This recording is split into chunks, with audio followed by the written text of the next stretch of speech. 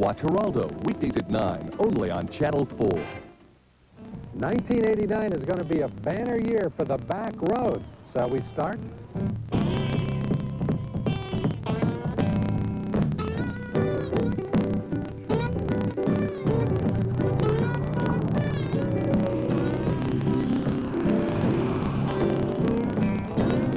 Hi, I'm Jerry Graham.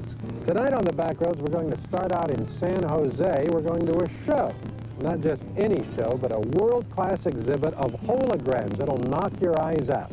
We'll go to a lovely little Chinese park also in San Jose, and in Marin County, a great place to take the entire family. Let's go.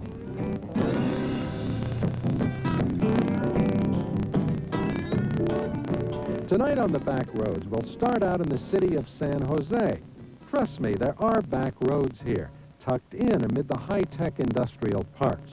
We'll start out downtown, but first, the bigger picture. Now, if you've ever flown over San Jose, you may have noticed how the whole city can look like a giant silicon chip. Well, maybe the planners were envisioning the product this city became famous for. But down on the ground, you'll find it's not all computers and high-tech. Why, they even have some high-tech here that doesn't have anything to do with computers at all. Have you ever seen a hologram? This is your chance, because the world's largest exhibit of holograms is here in San Jose. And just like the traveling photography shows that changed the way 19th century people looked at the world, this exhibit is sure to surprise you. You probably recognize this as a hologram. I can see up close there's no lady inside there writing. Now, we're used to seeing these things in exhibits like this or maybe on our little credit cards. Believe me, you've never seen an exhibit like this. This is Ken Chalk, the curator of this wonderful hologram display. Well, we call it images in time and space, and that's what it is. Moments captured, but not only in time, but in full three-dimensional space as well. Tell me about this exhibit. Where is it from and how did it get here? This exhibit began about 1985 in Ottawa, Canada, with the idea to create the world's largest exhibition of holograms with the purpose of making people aware of what holography is, where it comes from, and what it can do. Aside from being beautiful and fascinating to look at, what do holograms have to do with our daily lives? I think the one that comes closest to our daily lives is perhaps the holographic lens that forms a part of the supermarket price code or product code readers. It's because of that lens that the product can be shown to the window at any angle, in any position, thus, of course, speeding the whole operation of checking through the cash. What you'll learn at the exhibit is that most of the practical applications of holograms aren't noticed by ordinary folks yet. One Chinese holographer has stored the entire contents of a 3,000-page book on a small glass plate. Engineers have discovered that holograms can be used to create designs in 3 dimensions. Of course, TV is a 2D medium, so you really have to see this in person. The largest part of the exhibit is holographic art. I would point to the little Japanese doll that looks so lifelike that sometimes people pass it by. It looks so natural that it's unremarkable. Without a doubt, the most popular is a portrait made of the jazz musician Dizzy Gillespie. What people really react to is the movement. As they walk past this hologram, they suddenly discover that he's put his trumpet to his lips and he's begun to blow. They walk back to check it out, and he lets it down, and he smiles at you. How does this work? This looks like magic to me. Well, it does look like magic, and even when you've been involved in it for a few years, it still feels like magic. But a hologram is a record of what we call a wave front. Now, whenever you see anything at all, it's because light is coming from that object into your eyes. And that light is usually reflected by the object. It's sunlight, or it's light from an electric bulb in the ceiling, or whatever. But as it bounces off the subject, it sort of takes on the contours of what you're looking at. A hologram is very much like a window that remembers the light waves that have been passing through it, and that can recreate them. To make a hologram, the subject has to be perfectly still. It can't move even a millionth of an inch. It works because the laser only needs 1/1000th of a second to create the image. So how do they make the images that appear to move? Well, first they make a movie of the object, then they make holograms of the frames of the film. See? Just like magic. Over and over again, people ask me how it's possible, how it is that they can see a three-dimensional image that simply isn't there. I usually reply by asking people about the image of themselves that they see when they look in a mirror. We're accustomed to seeing that face, which is three-dimensional, that seems to be suspended in space behind the glass, even though we know perfectly well that there's nothing behind the glass. There's no space, there's no light. It's simply that the glass, or actually the metal, reflects light rays in such a way that they seem to be coming from back there. Well, a hologram reflects, or in some cases transmits light rays, so that they seem to be coming from an object which was there, but it's gone now. Well, the holograms are here today, but they'll be gone after January 29th. Images in Time and Space is open Tuesdays through Sundays at San Pedro Square in San Jose. Admission is $5 for adults, $4 for seniors and students, free for children under 5. And for $45, you can join a 3-hour workshop and learn how to create your own hologram.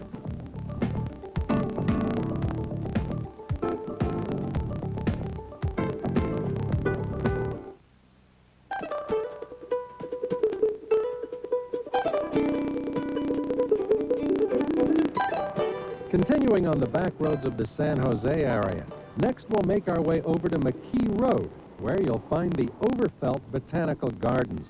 Now, this is one of several major parks where you can rest and renew yourself in the middle of busy San Jose.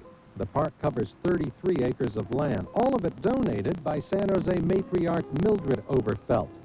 There are beautiful shade trees, along with paths that wind around picturesque lakes. And there's a beautiful 6-acre section that is a must. It's dedicated to Chinese culture and architecture at the Chinese Cultural Center. This may be one of the quieter spots in San Jose. Now, I want you to meet Frank and Pauline Lowe, who are responsible for this Chinese garden that we are sitting in the Oberfeld Gardens, a part of San Jose. You two are responsible, right? Yes. In addition to that, we have a committee. They spend a lot of time on that, too. A committee, sure, but it was your idea. It is our idea. Yeah. Now, how did you get this idea? I was dating back 1969, and we decided to do something for our community. So we all be enjoying a nice place for our communities. Pauline, now, when you say the community, aren't there not Chinese gardens all over the Bay Area? No, I think this is about the first one, probably the first one in the United States. Yes. So how did you get started? Well, through Frank. He have influence. He likes to talk to people, and the people like his idea. Describe for me what there is here at this Chinese section of the park. Well, right now we're sitting at this plum pavilion. In Chinese, the plum flower stands for strength and courage. And inside you see 5 panels of Chinese writing, and they are the golden rules. And there are other traditional symbols throughout the park. You'll see the Friendship Gate, a gift from the people of Taiwan. A 30-foot statue honoring Confucius, China's great philosopher. There's also the Sun Yat-sen Memorial, paying tribute to the founding father of the Republic of China.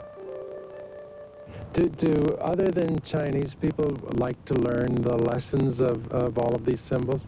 Yes, a lot of the younger generation didn't realize what we have here. So how does it make you feel? We're very proud of it, and work toward it, and we work together. This is your park, and this is my park. This is everybody's part. All these things are to be shared by all people. The Chinese Cultural Center is located within Overfelt Park in San Jose. Pauline is there every weekend giving personal tours in history. To get there from Route 101, take the McKee Road exit and head south. Cross King Street, then make a left on Education Park Drive. The parking lot will be on your left. Hours are 10 a.m. to sunset daily, and there's no admission charge.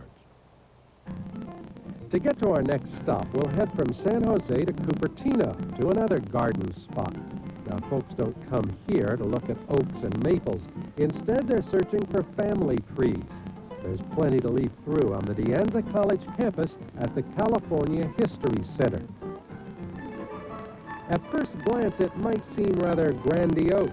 In fact, when architect Willis Polk designed this building back in 1895, he wanted to recreate the elegance of Louis XIV's France. The Trianon, as it's called, was the country play place for San Francisco financier Charles Baldwin and his wife Ella. You can still see some of their lavish furniture on display here. Well, back in the early 1900s, the Baldwins hosted lots of dinner parties for their friends. Today, folks come to feast on history. This is Yvonne Jacobson, who's president of the board of the California History Center, which is what? It's an organization devoted to the recording of history and to bringing that history to as wide a public as possible. This may seem like a frivolous question, but why is it important to know about your history? What's so exciting about history?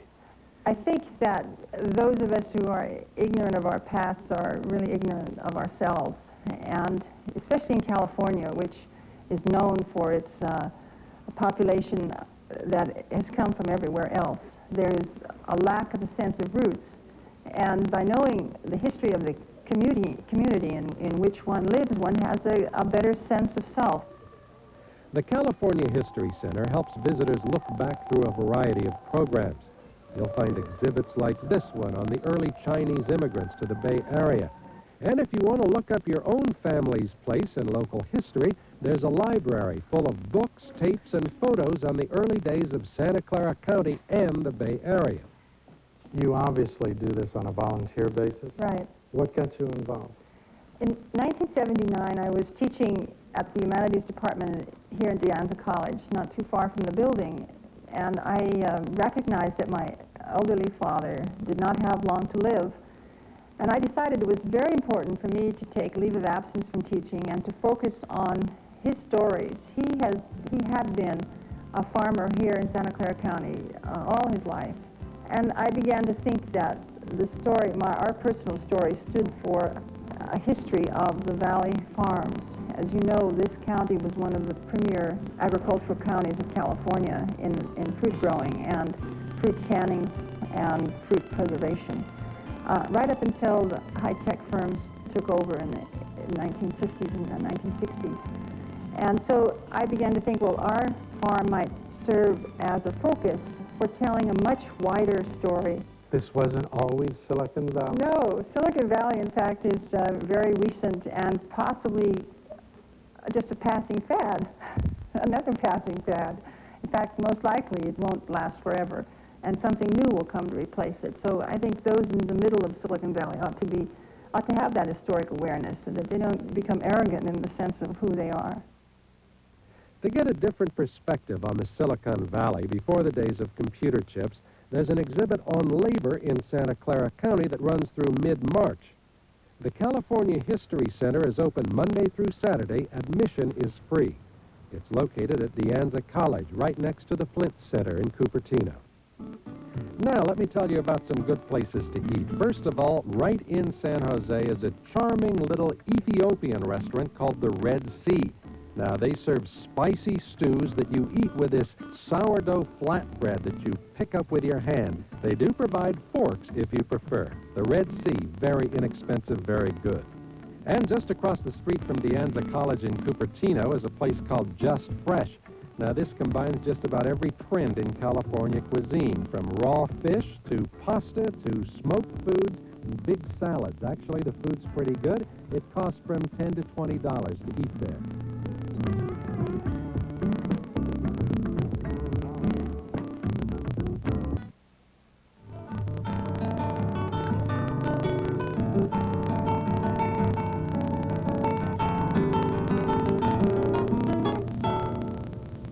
Back on the roads north of San Francisco, We talk a lot on this show about land development and how each new house or office building or condo complex often displaces some of the land's original residents. This is a big problem in Marin, where new developments often run right up against the many national and state parks located here. Fortunately, there is a place in the county specifically for animals that have been orphaned, injured, or left homeless by suburban development. And it's right in San Rafael, the Marin Wildlife Center. This is Marcia Mather Thrift, who is the executive director here at the Marin Wildlife Center. And what is it? What is the Marin Wildlife Center, Marcia? In a nutshell? Yeah. Well, it's a rehabilitation center for about 4,000 animals a year. It started out as kind of a zoo for exotic animals, a petting zoo of sorts. And the difference? Well, we're no longer that. About 10 years ago, everybody had a revolution in consciousness. People began to see that there were animals arriving on the doorstep every day. And we discovered that we had to actually take care of those animals, that there was a huge and pressing need. As more and more people moved into the suburbs, there were more and more injured animals. So we became a wildlife rehabilitation center, and we started focusing our teaching on living with wildlife to sort of cut down on the numbers of injuries. The main purpose of the center is to treat and release injured animals, so the population is always changing. This bobcat was released since we were here. But there are permanent residents, too. They are the unreleasable animals, and they help with the second purpose of the center, teaching. The white one with a black beak with yellow feet. That's the snowy egret. If there's one lesson that you teach that you want people who visit to come away with, what would that be? Oh, I think we'd like them to enjoy the wild where it belongs, out in the wild. We'd also like them to know that the wild exists right here at home in the suburbs, and that when they go outside, the first thing they should look for is what's underneath the stones next to their driveway, and what's coming through their yard at night, and what's hiding underneath the growth outside. There are a lot of animals, and it's a wonderful discovery, both for adults and children, to find out how many there are living close to us in suburbia. It's also important that people know that so that they don't harm them. I know you have a bear here. Yes. Where's that bear from? He's from the Sonora area. Teddy was one of those tragic cases that we try and teach people about. He was a bear cub who was found by a logger's family, and in their good intentions, they took him home with them, and they dressed him in diapers, and they put him in the living room with the cats and the dogs. And of course, he was cute and cuddly when he was 3 months old, but he got about a month older than that, and all of a sudden he had claws this long and teeth, and he was no joke to play with. He actually escaped from the family he was with, and he was picked up by Fish and Game and brought here. And interestingly enough, his family discovered him here after he was brought here and came down to visit him, and they come back every year. Huh. And they've been coming back every year for 23 years. This golden eagle is another old-timer. She's 29, and though she looks exotic, Goldie is a California native like all the animals here. The golden eagle is now so rare in the wild, this may be your best chance to see one. Sadly, she'll never fly. But most of the patients at this clinic will eventually go back where they came from. So the volunteers try not to get too attached to them. We try and keep them as wild as we can. We have a lot of tricks to accomplish that. How do you do that? Well, for one thing, we keep all the animals secluded from the people who work with them. It's a great irony because people who come here because they love animals and they want to get close to them. But our volunteers are not able to get close to them because we have to keep them screened off. We keep newspapers over the cages. We make noises and try and frighten them if they are getting too used to us and getting too familiar. And basically, we try and keep them as afraid as possible. If necessary, we even turn a hose on them sometimes, particularly big animals like bears that we're about to release, because when we take them out of here, we want to make sure that they don't ever want to see a human being again. They're going to be wild, and they're going to stay in the hills where they belong. Huh. So your volunteers who love animals, what do they do for that? Is there something for them to do to still be able to play with animals? We have pets. We keep those a secret. They're not native animals, which is what we deal with, native California species. We have a parrot who talks and sings in Italian sometimes. And we have a canary, and we have a couple of European ferrets that we use also in the teaching program. And that keeps the volunteers happy. Now, you have a name that is not exactly a California name, Mather. Right. Mather Thrift. I remember in school learning about the Mathers, Cotton Mather, Increase Mather. Are you a descendant of the... I'm afraid to say yes, I am. Really? Why are you afraid to say that? Well, Cotton Mather was a notorious kind of a lunatic. I think he's well respected probably for his religious writings, but he also did other things like exorcising witches from young girls and things like that. So he's part of the Mather family, and I am a direct descendant. The other part is the Stephen Mather part, which Stephen Mather was the founder of the National Park Service. And I guess I cling to that side of the family a little more. Stephen or Cotton, it really won't matter to you. The Marin Wildlife Center is on Albert Park Lane off B Street in San Rafael. It's open to the public from 9:30 to 4:30 Tuesdays through Sundays, and they're always looking for volunteers to help out.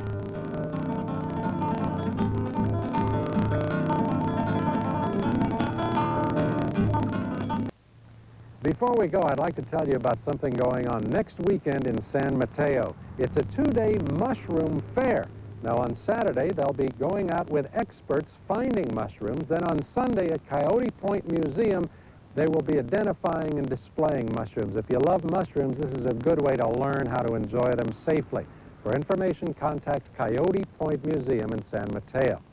Now, if you'd like more information on places we visited tonight on the Backroads, drop us a line to Bay Area Backroads, Box 444, San Francisco. Please send along a self-addressed stamped envelope. We'll see you again next Sunday. And remember, you'll never know what you'll find on the Bay Area's back roads.